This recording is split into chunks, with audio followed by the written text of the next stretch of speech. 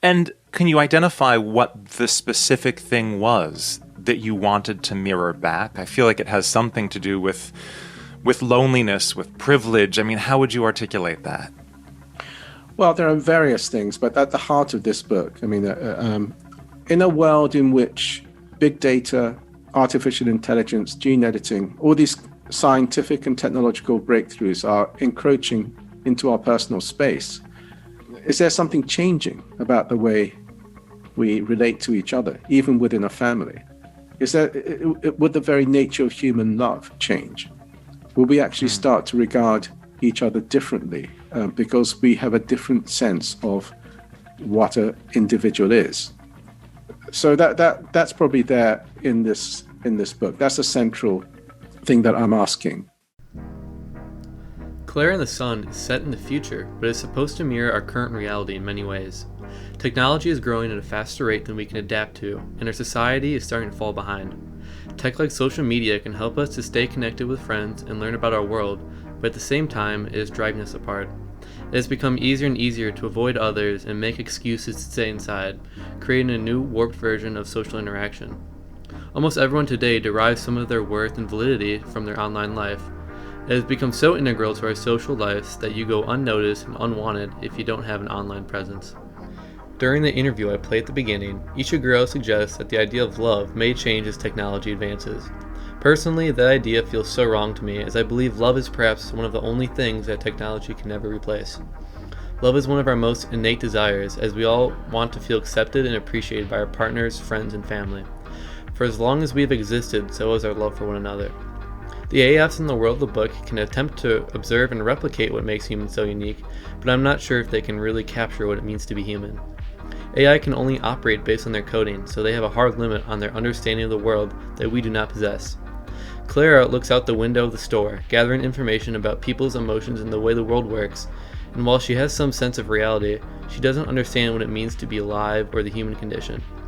Josie's mom and father are considered sentimental for holding out any hope that there is something Klara can't replicate about Josie. While reading that, I found myself agreeing with that sentimental feeling. I can't imagine that Klara would ever be able to copy Josie 100%. There is something special about us that is not replicable. TikTok has become a platform that's brought together hundreds of millions of people across all ages.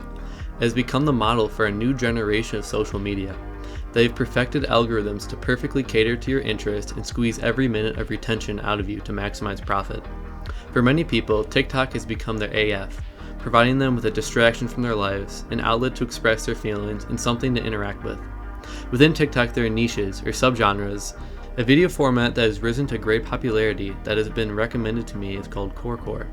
These videos rebel against social media norms as they stay grounded in the themes of our daily lives, often covering topics like loneliness, love, purpose, and social media. Now, the best way to explain these videos is to show some examples.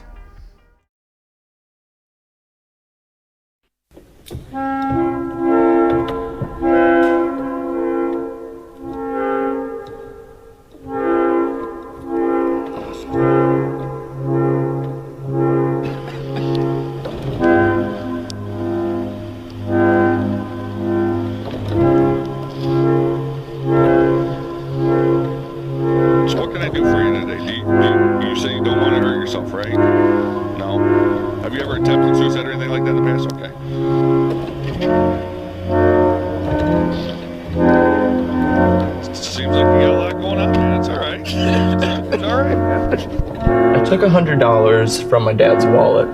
He found out and confronted me and my brother. I quickly put the money in my brother's drawer. My dad found it and kicked him out of the house. That was a year ago and we haven't heard much since. He won't answer my calls or texts. Now, some of us will say, just get through school, get a good job, follow your dreams, get married, raise a family, and make a lot of money. That's your purpose. And these are all good things that are part of purpose, but can't be purpose. Because first of all, what if these things don't work out for me? Then what?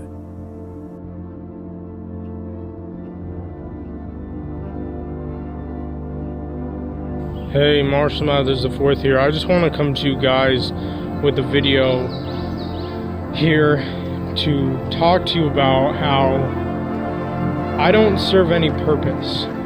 There are two types of people in the world. Those who wake up in the morning feeling like this, and those who wake up in the morning feeling like this.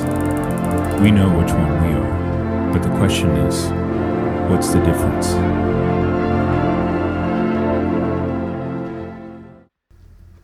Videos like these rack up millions of views, proving that there is a significant amount of people today who are desperate for real love, interaction, and belonging.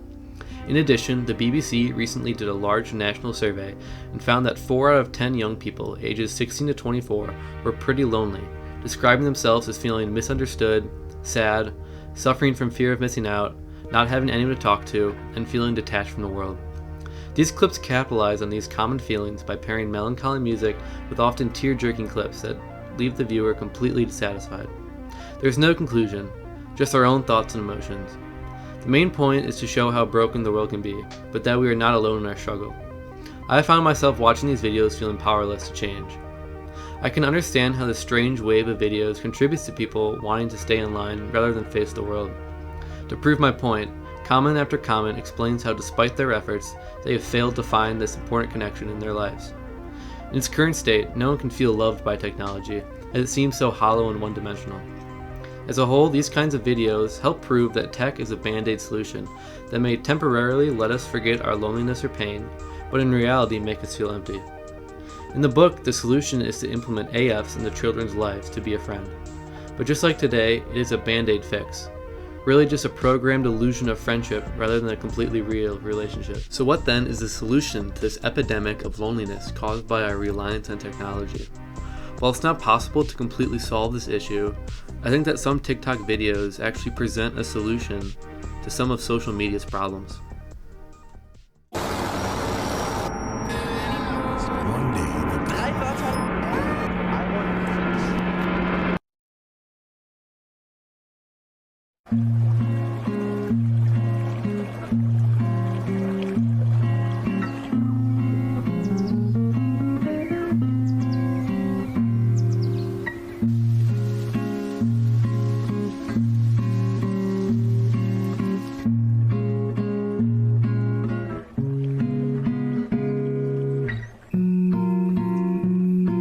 And he sent me an email, and I just want to read you a little bit. He says, "Son, first of all, I'd like to congratulate you for being a great person and accomplishing your dream of being drafted and having the opportunity to play professional football.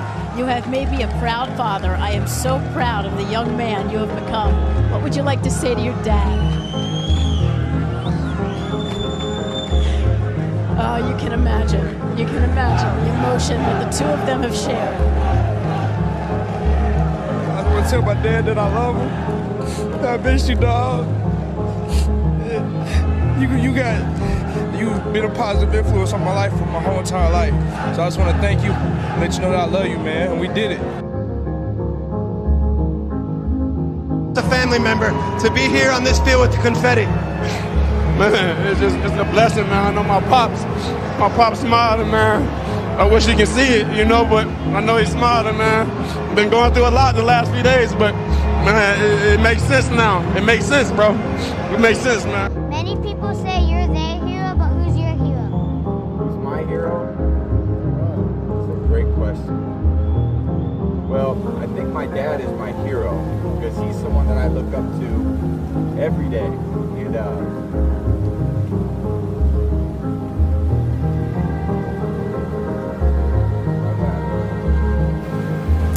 And I want to thank the front office, the ownership for believing in me.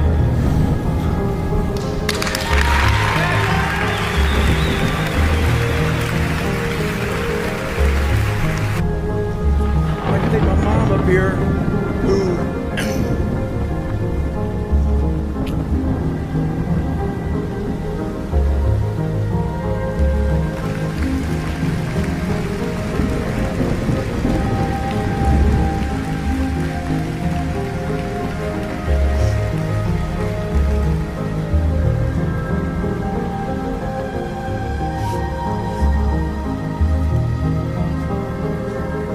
what you're feeling right now.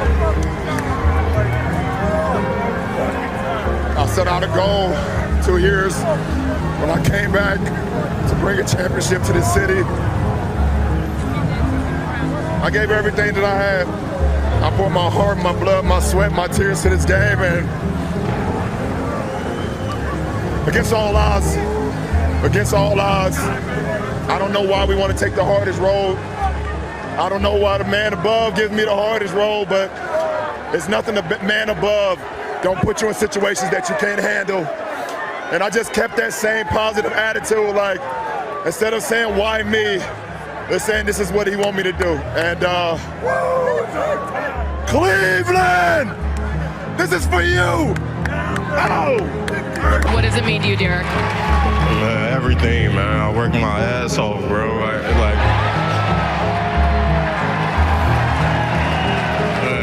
I wouldn't have did this for the franchise, the organization, the fans, everybody, man. I wouldn't be able to play the way I play. Ray Allen, and now Stephen Curry, and an emotional hug here with his father, Dale Curry. Melbourne, Australia, when Frederick was playing professionally.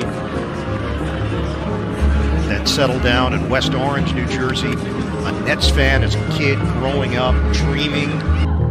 My mom is 84 years old, and she's at home watching. Mom, I just want an Oscar.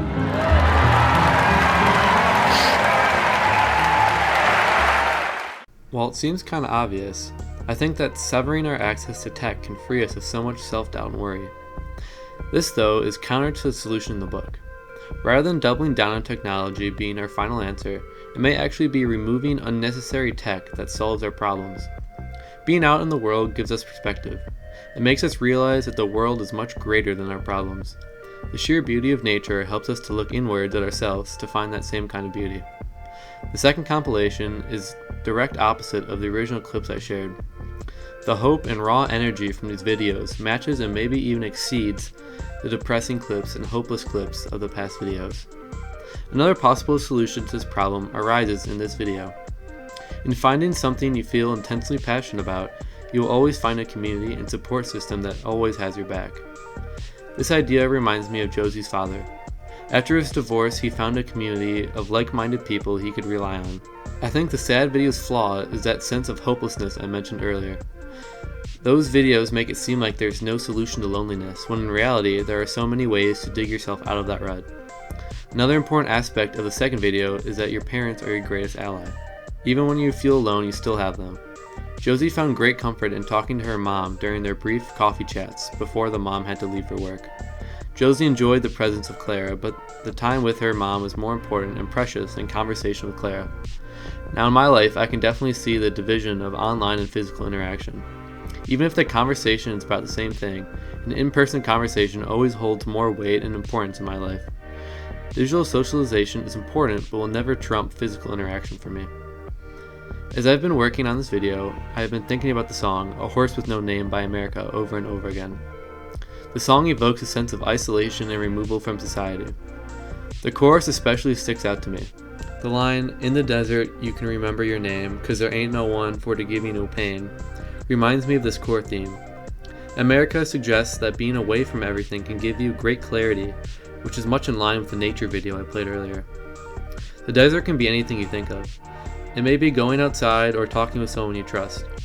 Anything is better than allowing for all that pain people want to give you. For Josie, Rick was the desert. He was a positive force that helped uplift Josie's spirits in her battle against her disease. Although it was only the two of them, isolated from the outside world, they found a way to always be there for each other, through thick and thin. To conclude, it's important to always remember that we all suffer from isolation at one point or another, but the best way to come out of that feeling is to understand that there are more people who care about you than you realize. I don't think any amount of technology can fill the hole of belonging. It must be done by other people.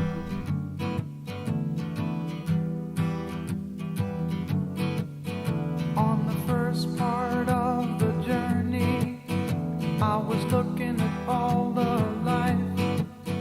There were plants and birds and rocks and things. There was sand and hills and rain. The first thing I met was a fly with a buzz and the sky with no clouds. The heat was hot and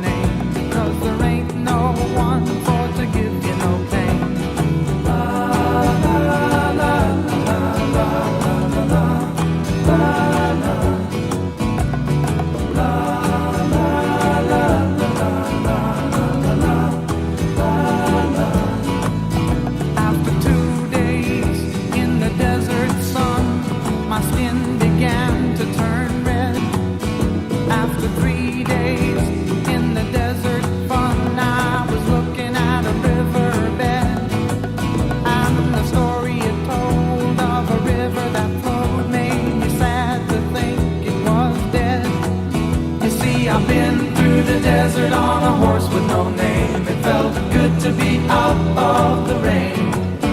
In the desert, you can't remember your name, 'cause there ain't no one for to give you no pain.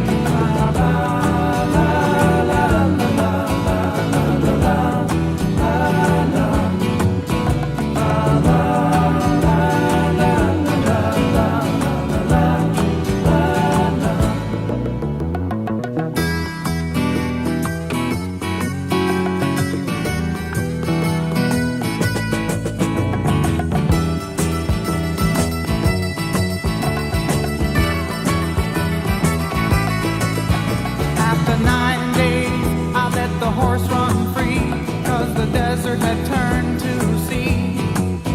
There were plants and birds and rocks and things. There was sand and hills and rings. The ocean is a desert with its life underground and a perfect disguise above. Under the cities lies a heart made of brown, but the humans will give no love. You see, I've been through the desert on a horse with no name. It felt good to be out of the rain. In the desert, you can't remember your name, 'cause there ain't no one for to give you no pain. La, la, la.